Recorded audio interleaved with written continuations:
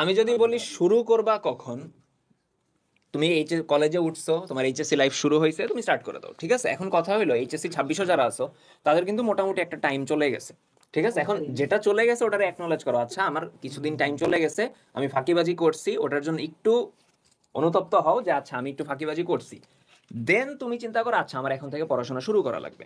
তো আমি বলবো যে এইচএসসি লাইফে থাকার সময় তোমার কি একদম ডিটেলড ওয়েতে অ্যাডমিশন প্রিপারেশন নেওয়া উচিত? এটা অনেকটা ডিবেটেবল একটা প্রশ্ন। যারা অবভিয়াসলি টপ মানে এ টিয়ারের স্টুডেন্ট আছে, একদম সামনের কাতারের স্টুডেন্ট, তাদের তাদের ক্ষেত্রে আমরা বলতেই পারি যে তারা ফার্স্ট ইয়ারে থাকার সময় হলো অ্যাডমিশন প্রিপারেশন অনেকটা করে ফেলে। বাট আমি কথা বলতেছি অ্যাভারেজ স্টুডেন্ট নিয়ে, আমার মতো স্টুডেন্ট নিয়ে, ঠিক আছে? যারা ক্লাসে মাঝে বসতো, পিছনে বসতো, ঠিক আছে? তাদের ক্ষেত্রে আমরা যদি চিন্তা করি, তাদের এইচএসসি পড়াশোনা ট্যাকল দিতে অনেক অবস্থা খারাপ হয়ে যায়। তো তোমার কাজ যেটা হবে, তুমি এইচএসসির পড়াশোনা চালায়ে গেলা, দেন ঢাবি যদি তোমার প্ল্যান এ থাকে, তখন ধরো আমি সাপোজ আজকে ইন্টিগ্রেশন পড়ছি, ধরো ইন্টিগ্রেশন ধরো বড় চ্যাপ্টার নিয়ে নিছি, ধরো বহুপদী শেষ করছি। বহুপদী শেষ করার পর তুমি ধরো ইঞ্জিনিয়ারিং কোয়েশ্চেন ব্যাংক নিলা, বা ধরো তুমি ভার্সিটি কোয়েশ্চেন ব্যাংক নিলা। নেয়ার পর হলো ওই চ্যাপ্টারের যে রেলেভেন্ট প্রশ্নগুলো আছে ওগুলো সলভ করার ট্রাই করলা, ঠিক আছে? ওগুলো সলভ করলা, অ্যান্ড মাস্ট তোমার যদি ভার্সিটি টার্গেট থাকে ক্যালকুলেটর ছাড়া, ঠিক আছে? কারণ তুমি যদি চিন্তা করো যে এইচএসসির পরের অ্যাডমিশনের 3 মাস বা 4 মাসে যায় আমি হাতে ক্যালকুলেশন করে একদম বস হয়ে যাব, হবে না, ঠিক আছে? এটা প্রসেস, একটা কনসিস্টেন্সি ম্যাটার করে। তুমি রেগুলার বেসিসে যখন হাতে কলমে ক্যালকুলেশন করবা, রেগুলার বেসিসে যখন গুণ করবা মাথার মধ্যে 23 × 25 কত হয়, তখন ওগুলা কিন্তু আস্তে আস্তে আসবে। এমন না যে অ্যাডমিশনের 3 মাসে যায় তুমি কিছু একটা করতে পারবা, পারবা।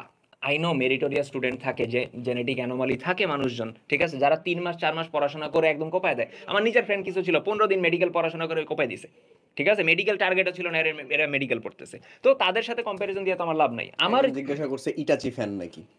হ্যাঁ, ইটাচি ফ্যান নাকি? হ্যাঁ, অবভিয়াসলি ইটাচি ফ্যান। তো কথা হইলো তোমার এটা বোঝা লাগবে যে আমি কোন ক্যালিবারের স্টুডেন্ট। আগে জানো যে আচ্ছা আমি মেবি অ্যাভারেজ ক্যাটাগরি স্টুডেন্ট, ঠিক আছে? আমি একটা সার্টেন অ্যামাউন্ট অফ পড়াশোনা করতে পারি, আমি ওইটা কনসিস্টেন্সি ধরে রেখে করব প্রতিদিন। আমার রেগুলার যে পড়াটা পড়ার কথা আমি ওইটা পড়বো, নট লাইক আমার আজকের দিনে আমি 8 ঘন্টা পরে দুনিয়া উল্টে দিব, না।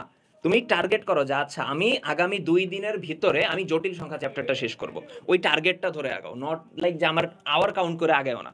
আমি আজকে 8 ঘন্টা টেবিলে বসে থাকলাম, আমার আমার পড়া হলো না ঘন্টা, লাভ কি? লাভ নেই তো। তো তোমার কাজ হবে তুমি হলো রেগুলার বেসিসে এখন থেকে 25 যারা আসো 4 মাস আছে, 26 যারা আসো 1 বছরের একটু বেশি আছে, রেগুলার বেসিসে পড়াশোনা করো। অ্যান্ড প্রথম টার্গেট থাকবে এইচএসসি। তুমি ক্লাস করবা, ক্লাস নোট করবা, ক্লাস নোটগুলো যত্ন করে রাখো। দেন তারপরে তুমি এইচএসসির প্রশ্ন সলভ করো, বোর্ড প্রশ্ন সলভ করো, বোর্ড এমসিকিউ সলভ করো। দেন তোমার কাছে যদি মনে হয় আচ্ছা আমার কাছে সময় আছে, আমি এখন ভার্সিটির প্রশ্ন ব্যাংকটা সলভ করি, ঠিক আছে? হাতে ক্যালকুলেশনে ফোকাস করবা এন্ড কোয়েশ্চেন ব্যাংকে ফোকাস করবা। দেখবা যে তোমার ইন দি এন্ড আমাদের কাছেও আশা লাগবে না, তুমি নিজে থেকেই চান্স পাবা, ঠিক আছে? এটা গ্যারান্টির একটা কথা যে তুমি যদি কনসিস্টেন্সি মেনটেন করতে পারো। কারণ প্রতি বছর আমরা এইচএসসি স্টুডেন্টরা একটা কথাই বলি, কনসিস্টেন্সি। রেগুলার 10 ঘন্টা না, রেগুলার 1 ঘন্টা, একদম প্রথম দিন থেকে এনাফ, মোর দেন এনাফ। এক্স্যাক্টলি, রেগুলারিটি এই বিষয়টা খুবই জরুরি আসলে। বারবার বলে বলেও বোধহয় বোঝানো যায় না। একটা মানুষ যখন রেগুলারিটি বিষয়টার উপরে ভাটা ফেলে দেয় একবার, তখন সে আসলে ওই যে সেম একই কথা আগে আমরা শুনতাম বা বলতাম, আমাদের গুরুজনরা বলতো, আমরা মানতে চাইতাম না যে আসলে একটা মানে কি বলবো, একটা কাটার জিনিসের উপরে যদি আসলে মরিচা পড়ে যায় তাহলে সেম জিনিসটাই ঘটে। এক্স্যাক্টলি, এবং এটা মরিচা পড়ে যায় না ভাই, পুরো ক্ষয় হয়ে যায় লিটারেলি। আর এখনকার আমাদের জেনারেশনের যে অবস্থা, তাদের জন্য আসলে এটাই সত্য কথা একটা চরম। যাই হোক, ওকে ঠিক আছে, আমরা এই বিশ্ববিদ্যালয় ভর্তি পরীক্ষার প্রস্তুতি সম্পর্কে কথাবার্তা ঠিক আছে, বুঝতে পারছি। আমরা সোহান ভাইয়ের থেকে আরেকটু খালি এই ব্যাপারটা নিয়ে শুনবো যে আসলে বর্তমানে ভাই, আমাদের প্রিয় ভাই এখন চতুর্থ বছর, মানে সরি চতুর্থ বর্ষে আছে, বর্ষ। ফোর্থ ইয়ারে আছে, ফাইনাল ইয়ারে আছে। আর কয়টা দিন পরেই দেখা যাবে ঢাকা ভার্সিটিতে, ভাইয়াকে দেখা যাবে না। হ্যাঁ ভাই, ফুরুত।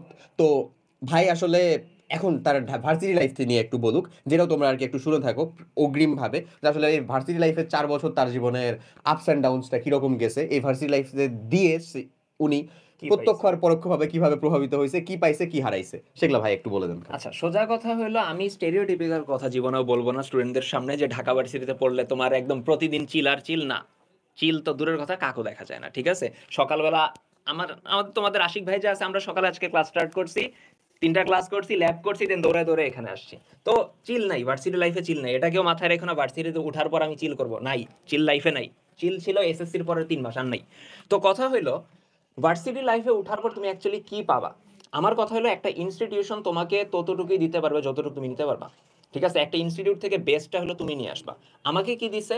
অনেস্টলি আমার ফ্যামিলিকে যতটুকু ফাইন্যান্সিয়াল সাপোর্ট দেয়া দরকার ছিল আমার বাবা মারা যাওয়ার পরে, ওইটা আমি পারছি কারণ আমি ঢাকা ভার্সিটিতে পড়তাম, ট্যাগটা ম্যাটার করে।